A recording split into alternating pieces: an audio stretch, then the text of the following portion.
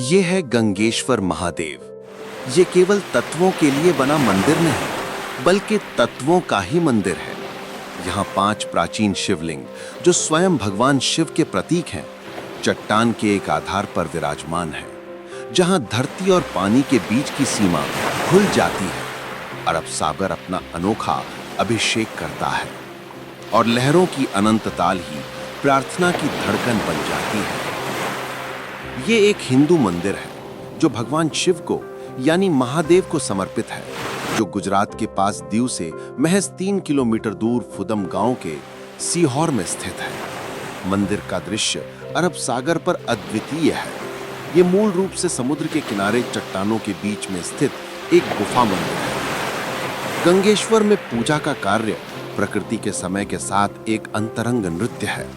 आप मंदिर तक नहीं पहुंचते, आप मंदिर के प्रकट होने का इंतजार करते हैं। ये आदान प्रदान, ये सागर के समय के प्रति समर्पण दर्शन के साधारण कार्य को एक गहन आध्यात्मिक अनुभव में बदल देता है।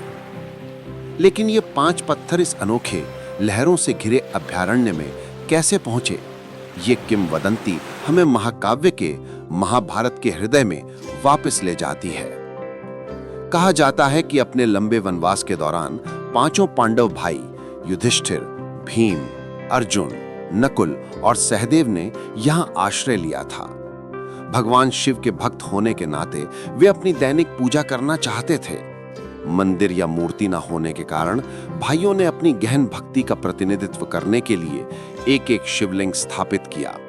इसीलिए गंगेश्वर के 5 शिवलिंग केवल पत्थर नहीं, वे 5 भाइयों के जीवंत प्रतीक हैं, जो समय और लहरों की कसौटी पर खरी उतरी भक्ति का मूर्त रूप है। आध्यात्मिक कहानी प्राचीन है, लेकिन भूगोलिक वास्तविकता भी उतनी ही विवश करने वाली है। 5 शिवलिंग तट की चट्टान में जड़े हुए हैं। ये इस बात का एक शानदार उदाहरण है कि कैसे एक पवित्र स्थान प्राकृतिक दुनिया के साथ सामंजस्य बिठा सकता है। उन्हें केवल रखा नहीं गया है, वे तट का हिस्सा हैं।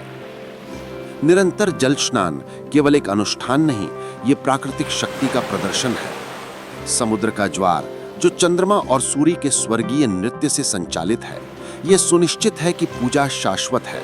जल ही पुजारी है, सागर की दहाड़ ही मंत्र है और ज्वार ही भेंट है। भव्य एवं जटिल रूप से खुदे हुए मंदिरों से भरी धरती में गंगेश्वर एक कठोर साधारण विपरीतता में खड़ा है। यहाँ कोई ऊंचे शिखर नहीं है, कोई सुनहरी गुंबद नहीं है, बस सागर की कच्ची शक्ति, धरती का आधार और ईश्वर के 5 साधारण प्रतीक। ये याद दिलाता है कि सच्ची दिव्यता अक्सर साधारणता और प्रकृति में ही निवास करती है। गंगेश्वर को समझने के लिए द्वीप को समझना जरूरी है। ये छोटा द्वीप जो कभी एक महत्वपूर्ण पुर्तगाली उपनिवेश था, गुजराती और पुर्तगाली संस्कृतियों का एक अनूठा मिश्रण है। एक शांत कोना जहां इतिहास एक शांतपूर्ण ताल में बस गया है। ये मंदिर स्थानीय समुदाय का एक स्तंभ है, व्यक्तिगत शांति और सामुदायिक एकत्रण का स्थान है। यहाँ की भक्ति ना तो जोरदार है और ना ही भव्य, ये शांत, व्यक्तिगत है और द्वीप के मछुआरों और परिवारों के जीवन में गहराई से समाई हुई है। कईयों के लिए यहाँ आना पीढ़ी दर पीढ़ी की तीर्थ यात्रा है। वे सिर्फ पत्थरों को देखने नहीं आते, बल्कि उस आस्था से फिर से जुड़ने आते हैं जो केवल सच्चाई मांगती है, और एक ऐसे चमत्कार के गवाह बनने आते हैं जो हर दिन 2 बार होता है।